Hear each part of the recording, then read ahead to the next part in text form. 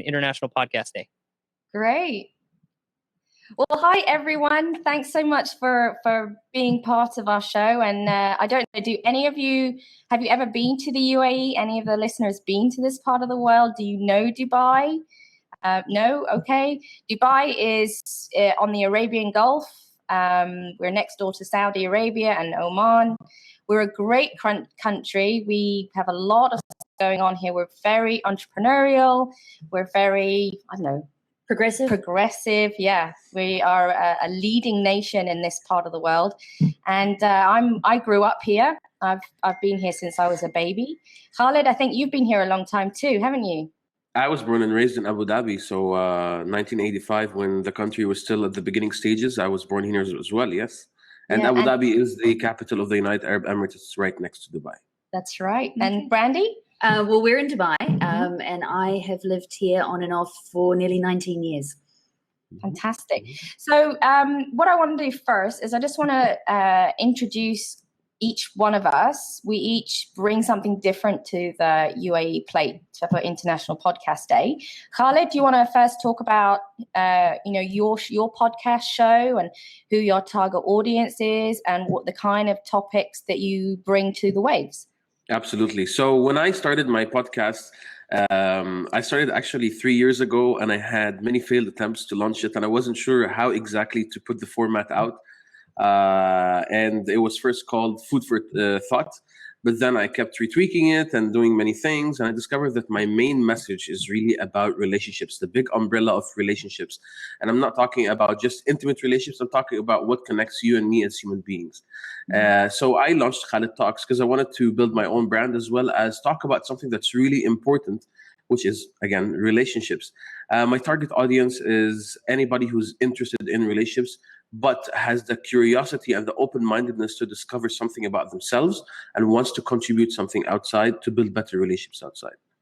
Fantastic. And how far does your podcast go at the moment, Khaled? So I've got 7 episodes, but if we count the other 3 years, I would be at episode 50-something. But then they became audio blogs at some point, and then I converted the real episodes and interviews into 7 episodes, and it's ongoing right now. Fantastic. Brandy, tell us now, because you are actually a broadcaster here in Dubai. You are with Dubai 103.8, but you podcast all of your episodes, don't you? We podcast the highlights of the episodes. So yes, we're a traditional broadcaster, if you like, although there's no such thing really as a traditional broadcaster anymore, because we also stream live digitally. And as you said, we podcast the best bits of our show. So we podcast our interviews, we podcast any really gripping sort of chat, anything that happens on the show that people might want to re-listen to. And we get a really good audience from that because people then get to listen to it how and when and where they want. And how many listeners do you have? How many downloads do you get? Do you know? Oh, gosh. I'm not sure on the downloads from the podcast because it's streamed through our website. But I know we have sort of 100,000 plus listeners a morning. And I know that the network that I'm part of, which is a much bigger network in a number of languages, Arabic, Hindi, Tagalog, as well as English, I think we've produced about 10,000 podcasts since we started podcasting 5 years ago. So there's a lot of material out there. And how far, you're global, right? Well, yeah, in the fact that we stream online, so anyone anywhere with an internet connection can listen to us. Yeah, absolutely. Now, I do a show called The Learning Curve, and my show is about women entrepreneurs here in the Middle East. Now, my show, the women I interview go as far as Algeria, as west. I'm clearly not a global individual. Go as far as Algeria and as far south for me as Oman.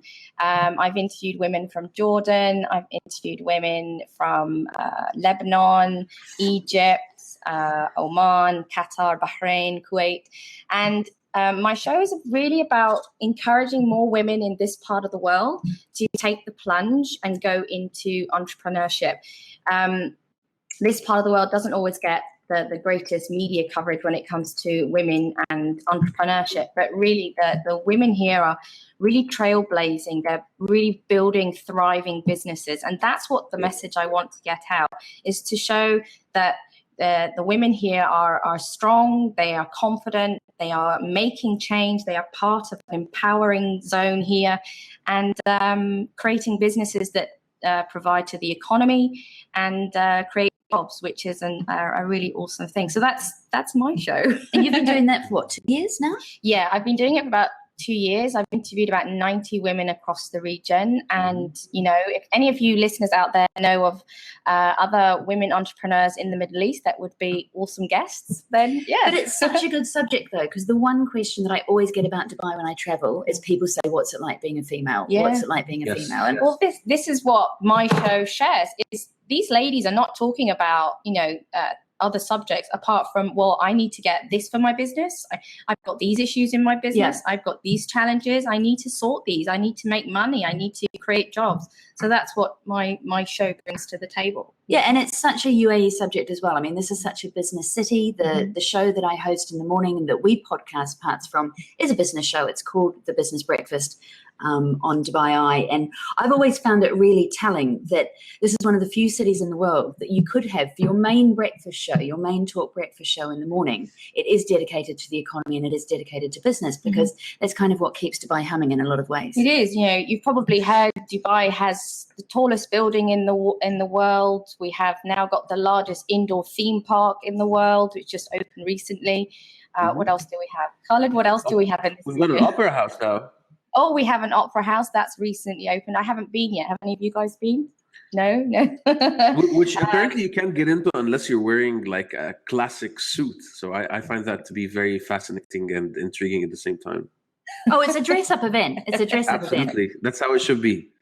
But it's also a really glorious building. If anyone Googles it, the Dubai Opera House, it's been built to look like a dhow, a traditional pearling and fishing ship here. It's quite amazing. So, Khaled, tell us why you're choosing podcasting as your medium, or your. Okay. Obviously, you do blogging as well, and your business is people. But why have you chosen podcasts or as audio as the way to talk about your business? Yeah. So, a very, very, very long time ago, when I was younger, I used to be a DJ, and I was always fascinated by sound and what it can do for people. It was actually my first access to leadership. It was amazing how a touch of a button can do something to people's emotions. And at some point, I decided to get deeper into audio, not so deep, but deep enough to understand that, yes, this has an effect. And then I became a coach, and I started to work with executives, and I discovered that there was one piece of feedback I'm receiving. Khaled, your voice has something to do with the way I feel. So I decided, you know what? I have a message. I want to share it more with the wider audience. Podcasting is awesome. It's a free audio streaming service on demand. Anytime, anywhere, I can gather information. It's almost like a seminar on the go. So why not do something out there for people? It's easy to set up nowadays. You don't need a big studio. As you can see, me and Nicholla are sharing the same kind of microphone. It's inexpensive in my eyes. Yeah, it's a brilliant microphone. Absolutely. And it can do wonders. So that's why I chose the medium. It's brilliant. I love it. What about you, Nicholla? Sorry, go ahead. No, I completely butted it. You talk.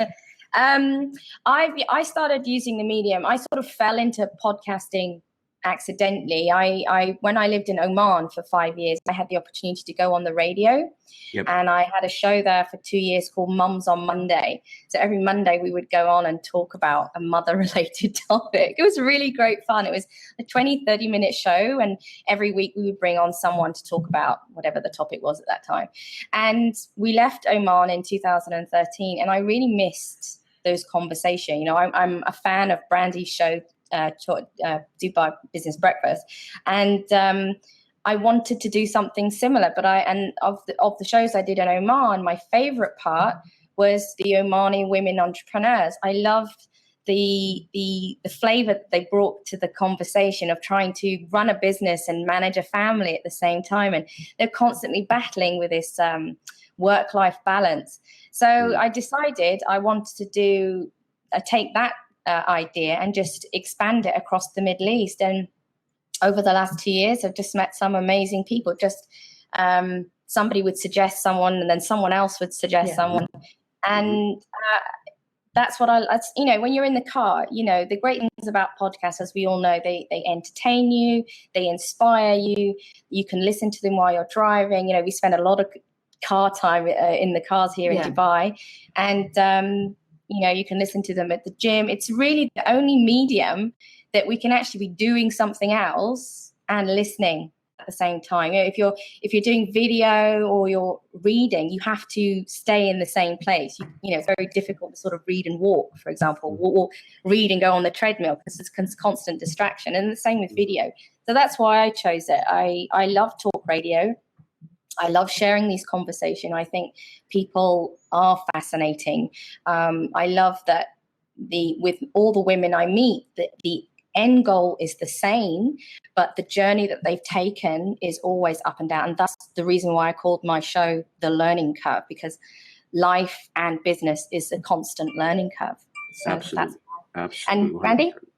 I just really related to what Khaled said there about the power of the voice. I mean, funny enough, I come from a newspaper background. I used to be a features editor in a national newspaper. And when I ended up doing my first, it was a radio show almost by accident, I can just remember being really blown away by how much more you got from audio than you got from print. Because when you're interviewing someone, and I've been an interviewer my whole professional life, you can hear if someone's dodging a question, you can hear if someone's being slightly disingenuous, you can hear real emotion in people's voices, you can Great points, hear when people are holding back, because the ear just intuitively knows, doesn't it? I mean, we intuit so much more through people's voices, and I think we even consciously realize. And I just loved it, because if you're writing a print article, you have to sort of say, you know, Khaled seemed unable to answer the question. But if you've got a radio broadcast or a podcast or whatever form of audio you're using, the listener gets to make up their own mind about what they think about that person in that circumstance. And I just don't think I'd ever really considered it before. And I just remember walking out and saying to my co-host, who in Swings and Roundabouts, 14 years later is my co-host again today, and saying, and he's ex-print as well, he's ex-economist and FT, Richard Dean, he's got a great print background, and just saying, this is awesome. And he just turned and said to me, don't tell everyone, because they'll all want to do it. And there is just something in voice, and it's that intimacy as well. And as Nicholla was saying, I mean, Dubai is it's a car country. You have to drive around. It's not a pedestrianised country for heat, for infrastructure, for sidewalks, all sorts of reasons. We spend a lot, and the traffic can be unbelievable. So we spend a lot of time in our cars, and that's when people are listening, whether it's to traditional broadcasts, whether it's to stuff they're streaming through their phone. And it's a one-on-one conversation. Do you know what I mean? It's intimate in a way that I don't think any other medium is. Yeah, no, I totally agree with you. I think I was going to tell Brandy and Khaled, in terms of my own listenership, about 50% of my listenership actually comes from the States, which I find really interesting, because I think there is an interest in Dubai and in some ways being part of what's happening in Dubai. You know, I found this new platform recently called Anchor. It's kind of Oh yes, yeah. And I was one of the first listeners when it launched. Oh really? I'm on it too. People are just it's like Twitter, but for audio. It's little micro bits of audio. So you're just putting up tiny bits as you think of them. That's exactly it. And I discovered this recently, and you know, I was talking to a guy. I said I lived in Dubai and this is what I do. And the guy wrote back saying, "Oh my God, I love it. I want to come to Dubai." The one woman tourism campaign. I think I've only got 4 friends on Anchor. But you know, the thing that you've raised a really important point. And I think if we're going to be sort of UAE represent for this hour, this is the question we need to be asking ourselves, and wider, is there is not a huge amount of podcasting here in the UAE. A lot of the podcasting that comes, and someone please correct me if you think I'm wrong, is we see a few individuals doing it. We see mainly businesses. I mean, I work for a broadcaster who, is very digitally heavy and very digitally savvy, but we're a big professional organization. Most of the people who are podcasting here, in my experience, are organizations. There are a couple of gyms that are doing it. There are a couple of research facilities, think tanks that are doing it. Nicholla's blog is very business focused as well. You've got female entrepreneurs. I mean, Khaled, you have, your business where you're coaching people, you're working with people. What do we have to do to get more of the amateur stories out there, the amateur talk? I would like to start with that because this is something I'm very passionate about, community. Because I think and I believe that a lot of these underground podcasters, if I could call them that, don't know that other people like us exist, and we don't know that they exist. We need to come together and have some kind of a community that's committed to creating and raising awareness around what is podcasting. Because I was talking to a friend the other day and I was saying, oh man, I had this amazing episode. I was talking to this couple and they have their own business and it's amazing. And it was on my podcast, and he looked at me, he said, would you hate me if I told you I don't know what you're talking about? And so people don't know. So I think if there needs to be a buzz. The second is the medium that needs to be used may have to be more than the podcasting app on the iPhone. Because I'm using both when I'm publishing my podcast, it's on SoundCloud and on Libsyn. So I made sure that people know how to access it here in the UAE. And like you, Nicholla, I'm discovering now from my stats that I'm getting half from UAE, half from the United States, and it's interesting. Well, what are your thoughts, ladies? Well, it's interesting when the chaps from India were on talking, and I was listening to their show, and they said they have a difficult time. They're constantly concept selling. They're constantly educating people about podcasting and saying a podcast is, this is what we do. And they are going through that learning curve, much like we're doing here. And one of the things I want to do is I'd like to drive the charge of creating more podcasts in the region, seeing not only businesses, but people that are using like maybe blogging. You get a lot of mom bloggers and business bloggers to start using that medium as another way to share their story. People are creating Instagram platforms. They're using that tool. Instagram is great, but you get one snap at one moment. Audio allows you maybe 2 or 3 minutes, maybe more, depending on the length of your show. Some of the businesses I'm working with, they like their podcast to be about 10 minutes, So for me, I want to see more people start creating audio, and it's such an easy medium to work with, and if you're using all three, using written, audio and video, you could then start to see how your audience is connecting with which of the three areas, right? Yeah, I mean, I'll get onto video in a minute because I have some theories about that as well. But I do find with the individuals here, I mean, you have the guys who are doing Dukin and they've got a little bit of a cult following. You've got some people who talk about, they're pretty cool. And you've got some guys who talk about music. So there are some individuals doing it, but I just feel that, I mean, that's where you've kind of got your area for people to tell their own stories. And I don't know if it's fear or misconceptions that people are sort of worried about what they might say and what the repercussions might be. But I know for us, I mean, just one example that I've got about the appetite for personal stories and what I personally am trying to do a lot more with the platform that I'm lucky enough to have. I recorded a series of interviews recently for the Business Breakfast on unemployment. Oh, wow. On how you survive without a job here in the UAE. Fabulous. I did a series of 5 of them, played them out one day a week. Really fabulous stories. We had a guy who'd gone couch surfing for 9 months. I heard that one. Didn't have his own He's home. 18 months. Exactly. Yeah. Someone who'd made man redundant 8 times in a row. Like some really, and it's emotional stuff. Do you know what I mean? It's the stuff that we don't often hear people really bluntly talking about out here. How you deal with the visa situation, how you deal with, rent checks, school fees, all of the stuff that can very quickly become a big issue. Some of the people spoke to me under condition of anonymity. Everyone else did sort of, first names and ages, Nicholla, 32. Really? But what I found afterwards was, because we put them up as a podcast, is that the people who had spoken to me, who initially hadn't really wanted to give their real names, started sharing them on their own social media platforms. They were sharing them on their own Facebook accounts. They were breaking their own anonymity because they were so proud of having told their own stories out here and of the reaction that they were getting from people.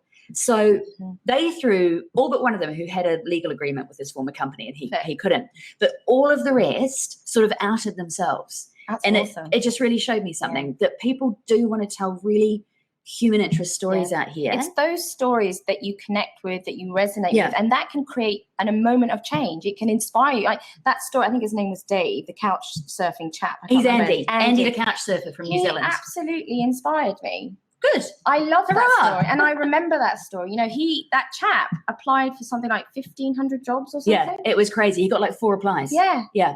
And I couldn't believe it, you know, and it puts a lot of things in perspective. So, yeah, it's great that he did that. But there is appetite out here for human stories, I think, is what we're saying. I mean, that's kind of one of my goals for this year, is to tell a lot more real stories, real people stories. Let's get rid of the pianists and let's get rid of the corporate speak, and let's actually just get people really talking about themselves. Yes, and to build on what you're saying, Brandy, I noticed that when I interview people, there is this awesome, unique feeling that they start to experience around, wow, I feel really awesome and important, because they get to have a spotlight shine on them.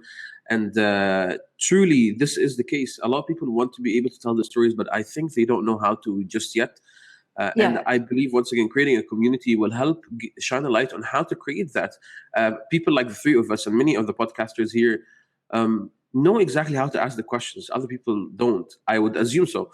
And I believe having that companionship in a small, tightly knit group will create that curiosity.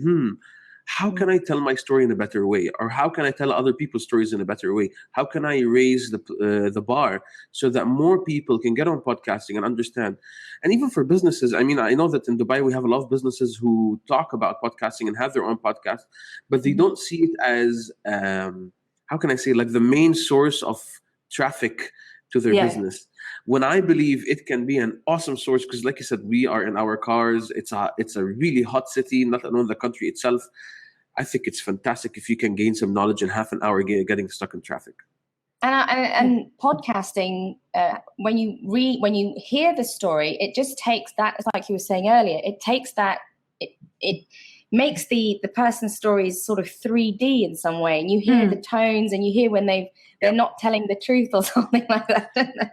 Yeah. Where do you think video fits into all of this? Because, I mean, as I mentioned, for anyone who's just joined us, I feel like I'm sneaking in here because I'm a conventional broadcaster as well. I work for a radio station, Dubai 103.8. And one of the things that my company is doing as a whole is investing in video. I mean, we've just had really expensive, quite scary HD cameras appear in the studio, and we're making little snippets, video podcasts, vlogs, not sure, 6 to 8 minutes long of key interviews, and sharing them on social. So it's not a television station, but it is the video equivalent of a blog, I guess, because it goes out on Twitter and it goes out on Facebook.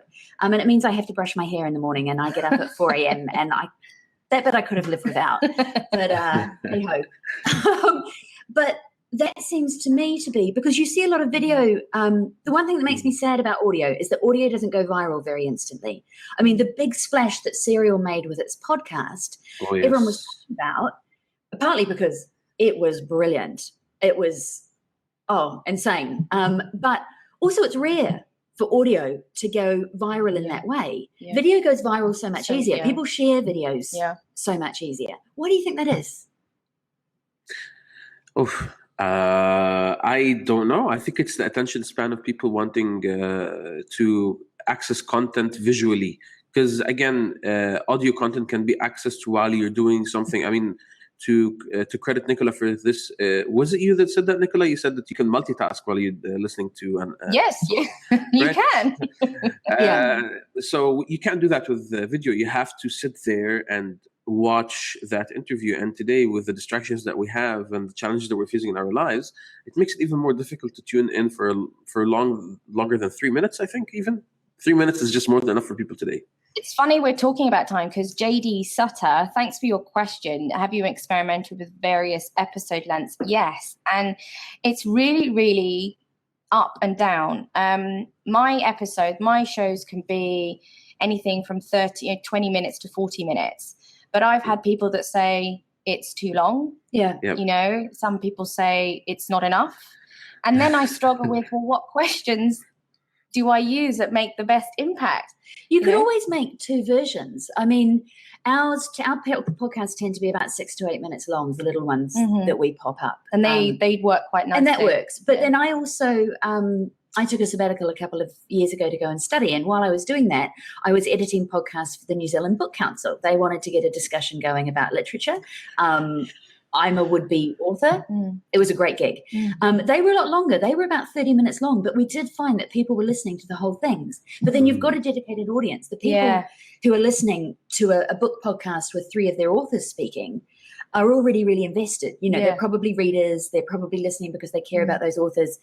So it's not a random encounter. They know why they're listening and they know what they're getting. I think it then now goes back to where we are in the UAE when it comes to podcasting. In America or in Europe, even podcasting is part of your shelf collection from your books, your videos, your DVDs, and your audio. Yeah. Here in the UAE, we're still learning, and when I'm about and I say I do podcasting, people do say, what is it? And I describe it as an audio blog, and it helps sort of marry the idea into their head, you know? So I think that's maybe one of the things. Well, it's just different ways of sharing stories. I mean, Ray has messaged us in to say that the new podcast app on iTunes also has a video podcast section now. So I guess it's just letting people choose. I mean, that's what we're doing on the Business Breakfast. You'll be able to listen to the same interview in your car, live, normal radio. And if you have to get out, or if you get distracted, or if you have to take a phone call, whatever it is that interrupts, or maybe you just think, oh my gosh, did he really say that? And so you want to go back and listen to it again. You will be able to choose whether you download a podcast because you want to listen. Maybe you're in the gym, maybe you're walking along Kite Beach. That's where I do most of my listening. I've got my earphones in. Kite Beach. Or if you want to watch a video and you actually want to see the people who are talking, you'll have the choice of that as well. So, I mean, we've got a whole generation. I don't count as a millennial. I'm like so not even close to counting as a millennial. But we've got a whole generation that expects to be able to choose. They expect to be able to, when they listen to stuff, what device they listen to it on, and whether they want to see it, hear it, read it. Do you know what I mean? Like, they are used to having choice. The whole idea of watching television at 6 p.m. because that's what time it is kind of getting a bit weird now. Do you know what I mean? They haven't grown up with that. Khaled, I was going to ask you, when you share your pods through Facebook or Twitter or Instagram or Snapchat or what have I forgotten? I think but Instagram stories, the longest Snapchat. Where do you get most of your most of your traction from? Instagram. Really? Yes. So I noticed Instagram. No, but there's a way that we compare. So this is where I get to adapt to how the market responds to certain things. Instagram and Snapchat, in my opinion, attract a far more closely knit community around certain things. Especially for the Emiratis here, it brings a more discreet feel to things. That's Snapchat. Instagram is very focused. They like the fact that they can look into something and like it immediately without looking into content. And so there are tools now that you can use to cut a snippet out of your podcast if you download it on your phone from iTunes, and you can turn it into a video. And they like that. They like that so much. So I do that, and it gives them an idea of what the episode is about. And then I say link in the bio, and everybody clicks the link, and it goes to my Libsyn account or SoundCloud or something, as long as I get them to listen. And it helps. The second thing is, a lot of my audience, because of the hashtags that I use very well, are both from the UAE and the USA. The third, because some of my guests are influencers, and this is part of the strategy that I use to allow my, because I know that there are many influencers in the UAE and they have a lot of followers and they have a great message, but they haven't had the right person to speak to them just yet, which is why I, again, believe very much in podcasting. And I reach out to them and I send them a message and I say, hey, I would love to have you on the show. And the moment they share that, I wouldn't say it goes viral, but I get a lot of their audience tuning into my show. So this is a great way. How do you do on Twitter?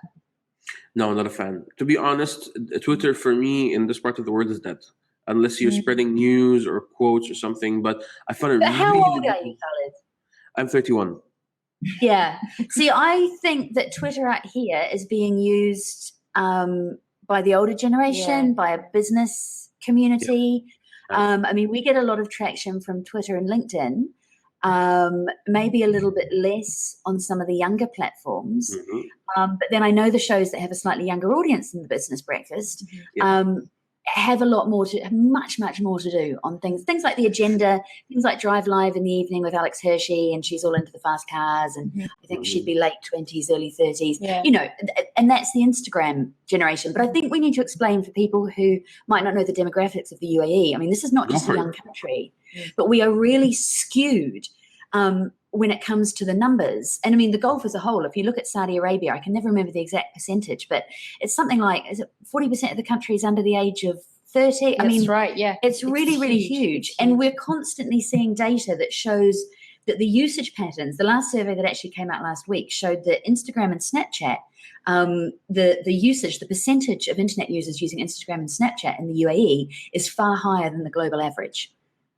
So we've got a younger generation that is leapfrogging. I wonder how that compares to the States and to South America and that. I've no idea. Do you have any does anybody actually that's listening give us any more information about that?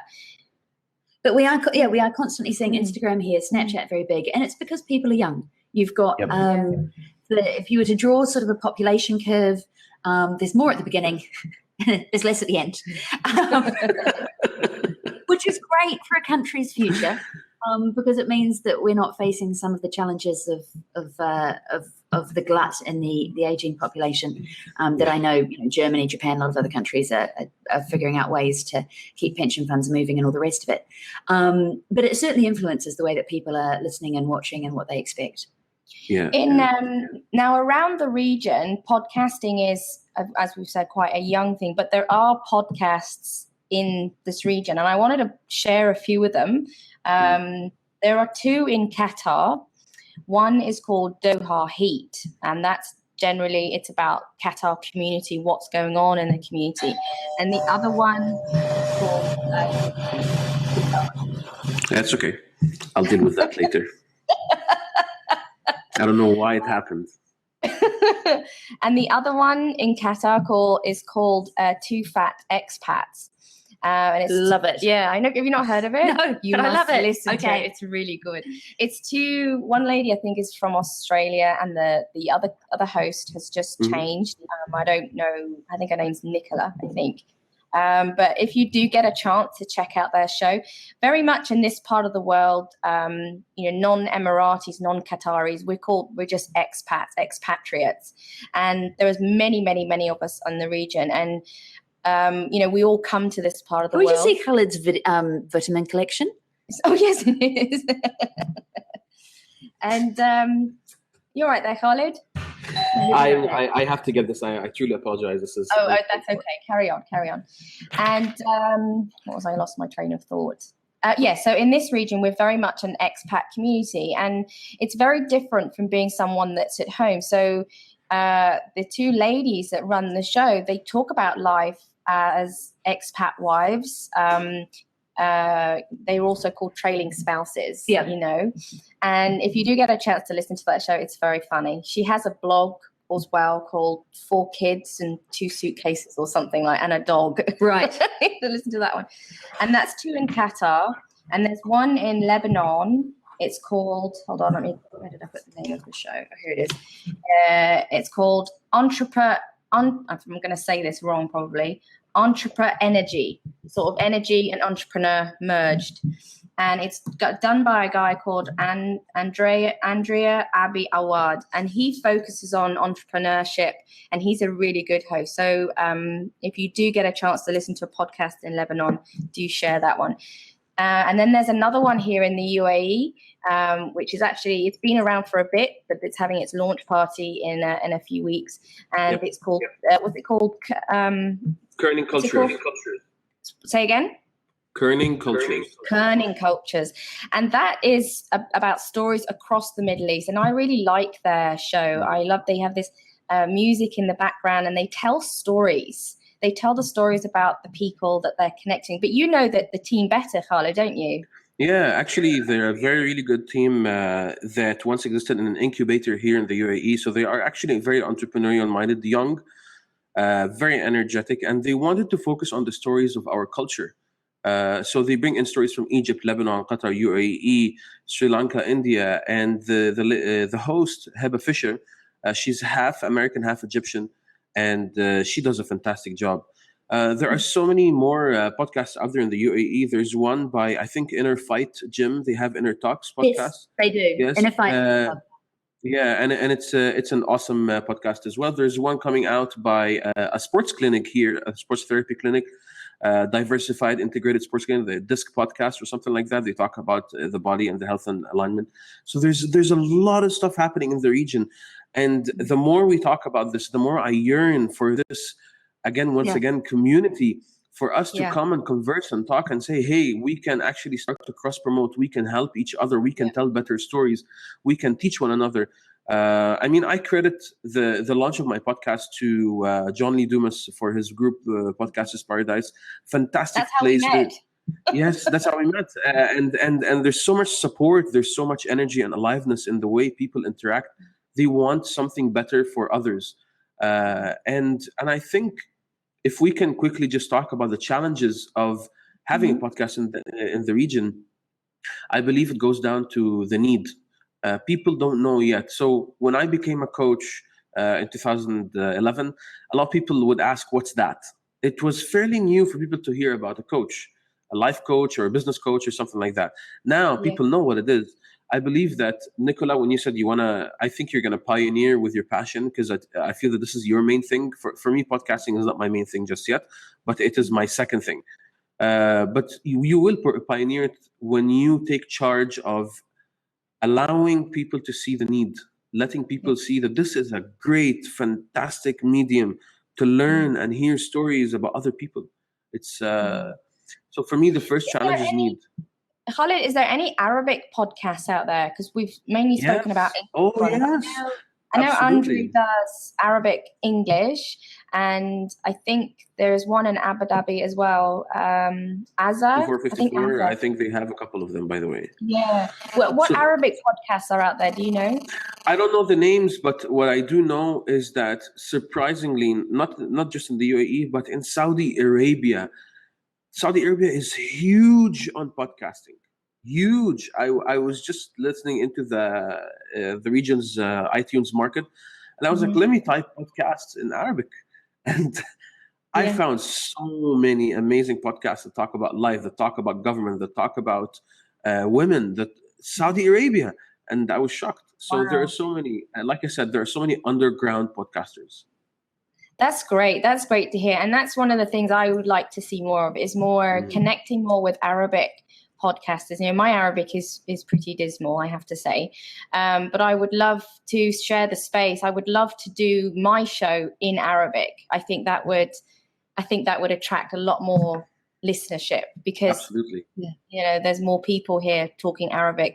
Mind you, that the business language is English, isn't it? It is. I mean, we have a couple of Arabic radio stations under the ARN, the Arab Radio Network umbrella, and they certainly podcast a lot of their stuff as well as doing video.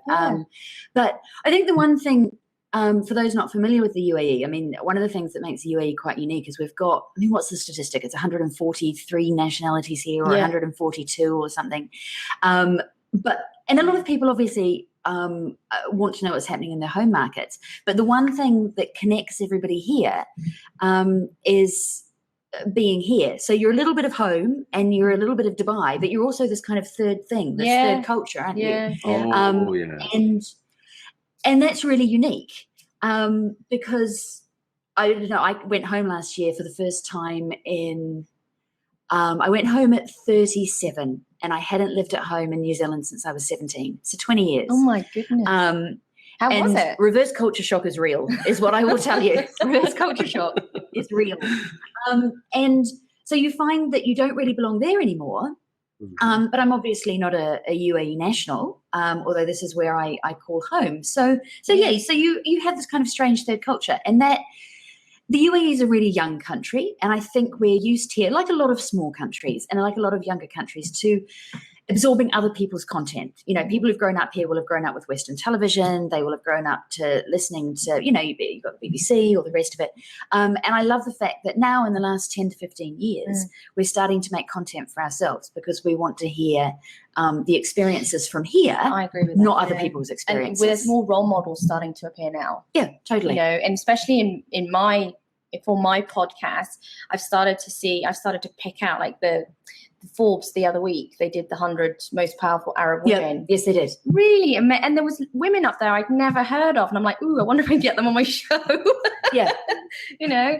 And I think we have to see more of that, and Dubai is a place where that kind of stuff can happen. It's shaking off that idea. And funnily enough, New Zealand used to have it as well in the 80s. That idea when you're a smaller country, you have that stuff from elsewhere is somehow better. You know, overseas is kind of better. And I think Dubai's really got rid of that particularly in the last 3 or 4 years. Yeah. And I think going forward, there's more stuff coming to Dubai. There's more people coming into Dubai. There's so much. It's such a positive space, isn't it? Yeah. It's everybody is gearing to make something happen. Even if it's at a personal agenda or it's a community agenda, people come here and they make change, don't they? And the investment, if you look at where the government investment has gone in the last couple of years, I mean, I went away for 2 years, did a master's, come back, and I felt a shift in 27, 28 months, however long I was gone, towards much more of the cultural investment. I came back and they were building stuff that I really, really was interested in. This is Mammoth Library, because this is Dubai. It will, of course, be the largest library in the world. We're not going to destroy the world. But we go big here. But yeah, which, you know, makes me laugh. But we are, you know, we're building this giant, great library. You know, we're building walking tracks. We've built an opera house. Yeah. There's a lot more pedestrians coming in for the first real time. We have metro. And there's a lot more cultural spaces. There's a lot more work sharing the spaces, I'm finding as well, which is great. We love our shopping malls. We have the largest shopping mall in the world. But a lot more cultural infrastructure is being built at the moment. Yeah. And so I think a lot more content creation has to come hand in hand with that. I think it's natural. And building on that, when it comes to content creation, I believe that there's a hunger for Arabic content. The content in the Arabic language, there's a huge gap, and that needs to be filled ASAP. Khaled, you're part of the TEDx Dara Women event that's coming up soon. Yes, is that going to be English Arabic? Are you doing your so far it's in English. I was hoping that there would be an Arabic twist to it, but I don't know any of that. But it's in English. That's really interesting, because I did a TEDx, I think about 5-6 years ago, and and even though we had Emirati speakers, everybody spoke in English. Yes. So I wonder if there is room for an Arabic TEDx edition. What do you think? There is room. I'm sure there has been. Yeah. No, there's always room, and I'm sure they've done something like that, but I just don't know where. Yeah. There you go. We need to find out. Get Googling. So if we make this slightly educational, what have you learned through trial and experience and era, Khaled, that you would share with people who want to get into the podcasting space? What are your best lessons? My best lessons is make sure that you have a pop filter. Actually, I don't. Oh man, I just ordered one, and every time I edit my episodes, this is number one. The second one, have a very, very clear avatar or target market that you want to speak to, and make sure that what you say to them allows them to hop on the show. Number 3, thanks to Nicholla, I never thought of that, even though I'm in business, but for some reason, I just didn't think of it was going to work like that in podcasting. Marketing. People need to know that 20% podcast, 80% marketing. Absolutely. That's what I read on Podcast Paradise, and it's become my mantra. And the fourth one, but it's not the last one, is something that I learned from Larry King. He was interviewed once on a podcast, and the guy asked him, what is the reason for your success? He said, I didn't go to school for this. I didn't study this. I don't have a degree in any of this stuff. I just got into the interviews with deep curiosity and giving the people enough space to be themselves. I'm there to allow them to be themselves. And I was like, wow, what a great advice for people who want to interview better. From the best interviewer on the planet in my eyes. So that's what I learned. That is a good one. That is a good one. Do you have any lessons that you've learned along the way? Yeah, Brandy, what did you learn? The lines of what Khaled just said there, I've got told really early on in my career, it's not about you. It's not about you. It's about the person that you're speaking to. That's right. Get out of the way. No one wants to hear you pontificate for 3 minutes when you're asking a question. Some people who aren't really asking questions, they're giving statements. Yeah. Do you know what I mean? You just get out of the way. It's like, I don't know, Larry King is somebody I watch. And I don't know, he asks very short questions. And then he adds in, and why, and because, and where, and it's like these commas to whatever the person's going to say next. And I love That's a that. nice description. Yeah, he just keeps moving through. And he creates this organic conversation without having to ask so many questions. Yeah. I really like that. I think also, we discussed length earlier, short podcasts as opposed to long podcasts. I find that if I explain to people beforehand what I'm trying to create at the end, it keeps answers to the right length, because the last thing you want is a really, really big editing job, because it sounds unnatural as well. Yeah. The human ear can tell when stuff is being cut into, breaths aren't quite right, even if you're really good at it.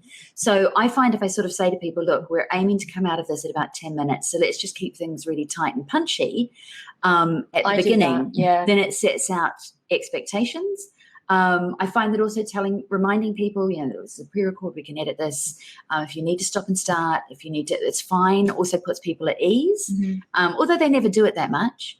Without a pop filter, I've also been known, I was discussing microphones with one of my co-workers the other day, because you can buy all sorts of mics to fit into your iPhones and all the rest of it if you're out on the go. I found that the last one I actually bought for the iPhone actually amplified the crackle when you move the phone around. And of course we have bigger kit as well. But as we were saying that, one of our favorite quotes at the moment is, the best recording device that you have is the best recording device that you have. So it's all very well owning lovely bits of kit. If you're out and something's going on and you want to talk to someone, you use what's in your handbag, which is usually this. Yeah, I've done that. So, completely. I have stretched an athletic sock over this before to form as a temporary pop filter. I have put my sports sock over my iPhone and asked someone to speak into it. That's a really good idea. Yes, it works. It's not a good look. And you want the sock to be clean. But if it's just you and your car and that's all you've got, you do what you have to. Yes. And it works. It works. Not a pro tip, more of an amateur tip, but it does work. Needs Podcast must. hacks. Needs must. I think that's a really valuable tip. Thank you.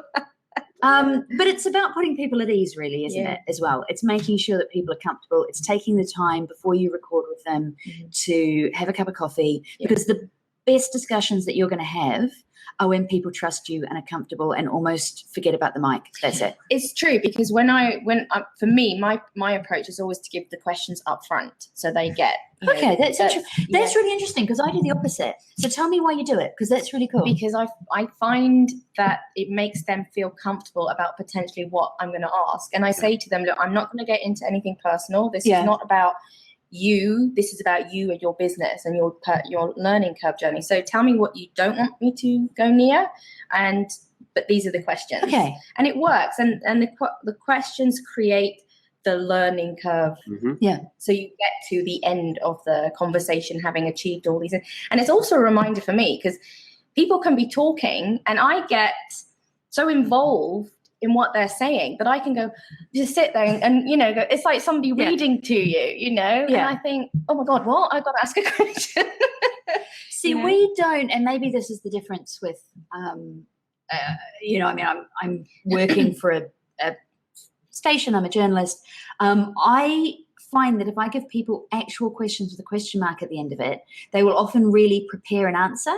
sometimes try and read it. Right. And that comes across as quite stilted. So I tend to just give people topics such as, you know, we're going to cover this area, this area, this area. But I also kind of always put in the disclaimer beforehand, before we interview anyone, to say, look, it's a conversation. That's exactly conversations are organic. Yeah. We might go in different directions. The last thing I want is someone getting upset because we talked about something that wasn't on the list. Yeah.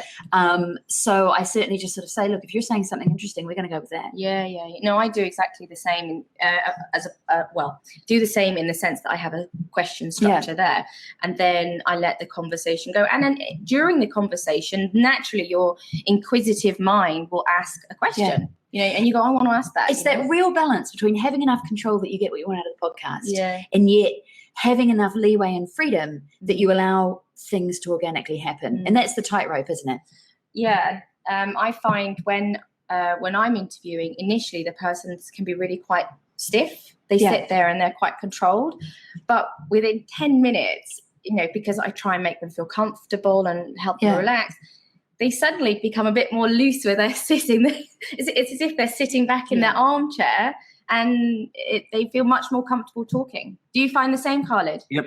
And one of the things... your relationship topics. Yeah, and especially with relationships, which is very sensitive for a lot of people, I make sure that, number one, we have to design something that I call designing the alliance. I have to design the partnership with this person. The second thing is I tell them to go get a cup of coffee or tea, because once they go get their cup of coffee or tea, it's an anchor in most of us today in our society to think I can lay back and I can sit back and be part of a nice conversation. Some of them don't go get it, but just hearing the words makes them understand, oh, this is more laid back than I thought. So yes, absolutely.